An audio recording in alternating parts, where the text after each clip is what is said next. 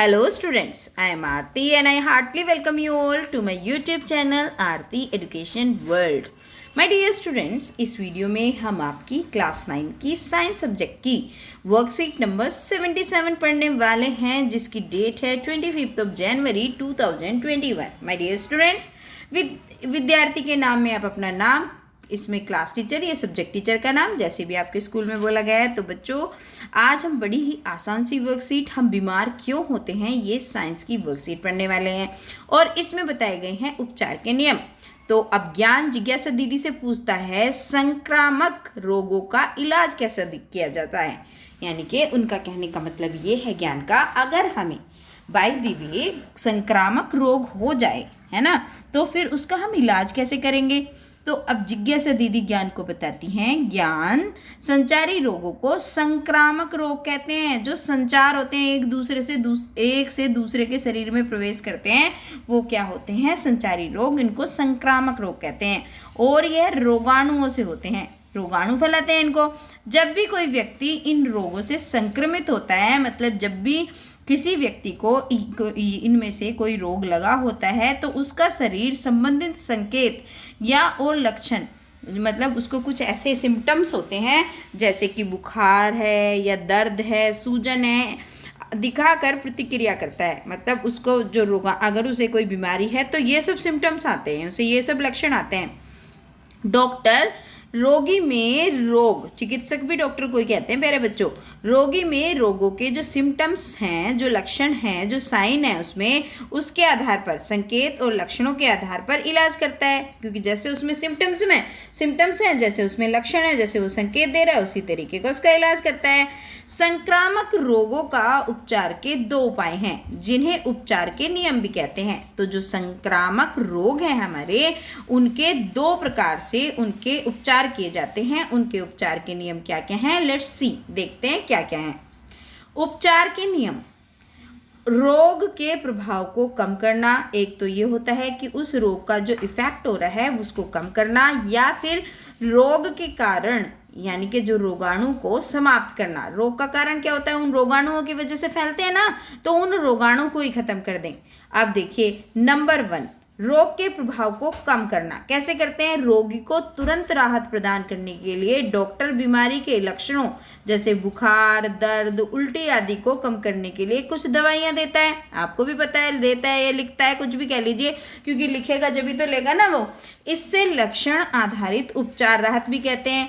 इसके अलावा रोगी को बेड रेस्ट यानी कि पूर्ण आराम, है ना, की सलाह दी जाती है. भाई तुम बेड रेस्ट करो ताकि शरीर ऊर्जा का संचरण कर सके. आपने देखा जो ये आपका संक्रामक रोग फैला था, आपका कोविड-19, इसमें भी ऐसे ही हुआ था.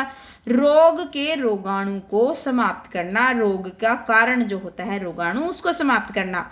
तो ये उपचार का दूसरा तरीका है. पहला तरीका हमने रोग के प्रभाव को कम करना सीख लिया, दूसरा तरीका है रोगाणु को समाप्त करना. रोगी की विभिन्न चिकित्सा रिपोर्टों के आधार पर डॉक्टर बीमारी के सही कारण और रोगाणु के प्रकार की पुष्टि करता है कि ये बीमारी किस वजह से हुई है और किस तरीके के रोगाणु की वजह से ये सब हुआ है, तथा उस रोगाणु को मारने के लिए दवाइयाँ देता है. ठीक है, उसमें तो उसको कम करने के लिए जो उसमें लक्षण आ रहे हैं, बुखार, उल्टी, तब ये जो ऊपर वाला था इसमें तो ये कर रहा था, लेकिन इसमें रोगाणु को मारने के लिए, जिससे रोगी पूरी तरीके से ठीक हो जाता है. इस प्रकार की औषधियों के प्रकार, जो इस प्रकार की दवाइयाँ हैं वो किस प्रकार की है आप देखिए. एक तो होती है आपकी एंटीबायोटिक, जिसे हम बोलते हैं एंटीबैक्टीरियल कह लीजिए या एंटीबायोटिक.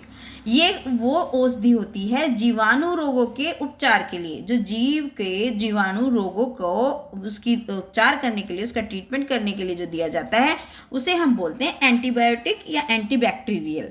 एंटीवायरल औषधि, एंटीवायरल औषधि कौन सी होती है, विषाणु रोगों के उपचार के लिए. ठीक है.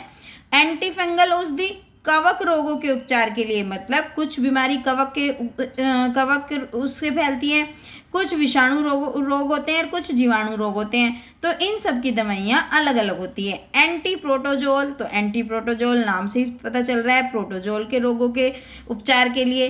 और कृमिनाशक औषधि परजीवी कृमि रोगों के लिए, जैसे परजीवी मतलब दूसरों पे जैसे फंगस लग जाता है, इस तरीके से ये सारी की सारी बीमारियों के इस तरीके से इलाज करे जाते हैं इन सारी दवाइयों को देके। ठीक है, समझ में आया?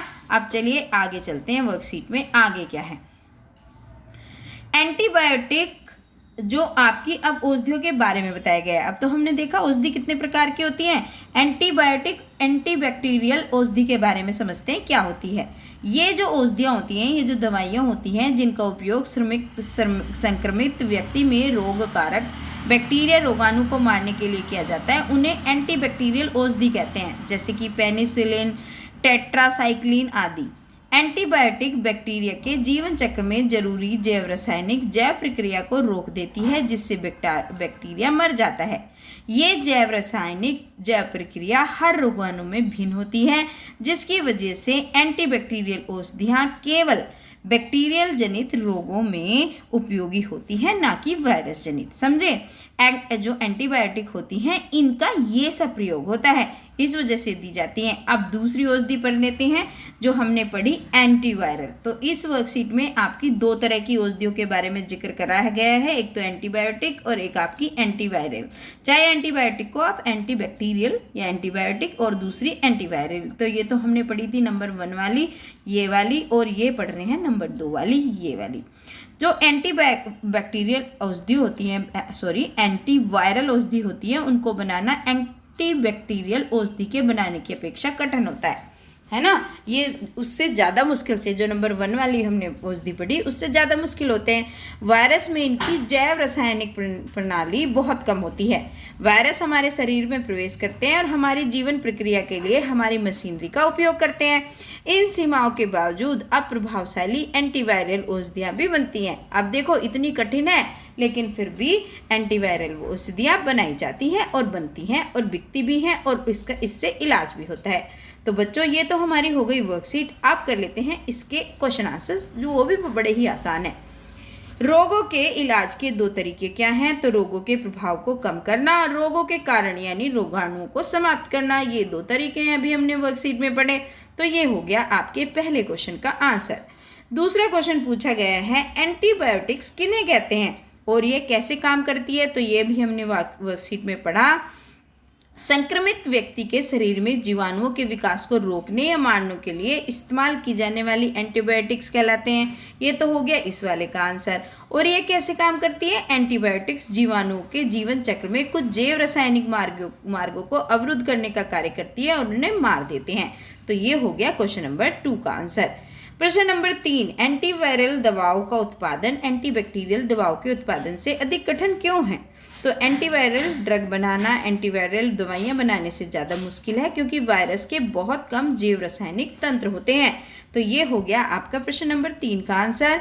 प्रश्न नंबर 4 जो आपकी वर्कशीट में है, संचारी रोग क्या हैं? ऐसे किन्हीं 3 रोगों का नाम लिखिए। तो संचारी रोग कौन कौन से होते हैं? जो संक्रामक रोग होते हैं, और ये रोगाणु के कारण एक व्यक्ति से दूसरे व्यक्ति में पानी, हवा, भोजन तथा संपर्क आदि से फैलते हैं। उदाहरण के लिए निमोनिया, कोविड-19, खांसी, जुकाम। तो ये सारी चीज़ क्या है? ये आपका प्रश्न नंबर 4 हो गया, जो आखिरी प्रश्न था आपकी वर्कशीट में। टोटल 4 ही क्वेश्चन थे। तो बच्चों मैंने अपना काम कर दिया, अब आप अपना काम करिए। वीडियो को लाइक करिए प्लीज़, अपना एक प्यारा सा कमेंट छोड़िए, अपने दोस्तों के साथ भी शेयर करिए, जिससे उन्हें भी इसका लाभ मिले। और बच्चों अगर आप नए आए हैं चैनल पर या आपने अभी तक सब्सक्राइब नहीं करा है, तो प्लीज़ सब्सक्राइब भी कर लो भाई। Thank you students.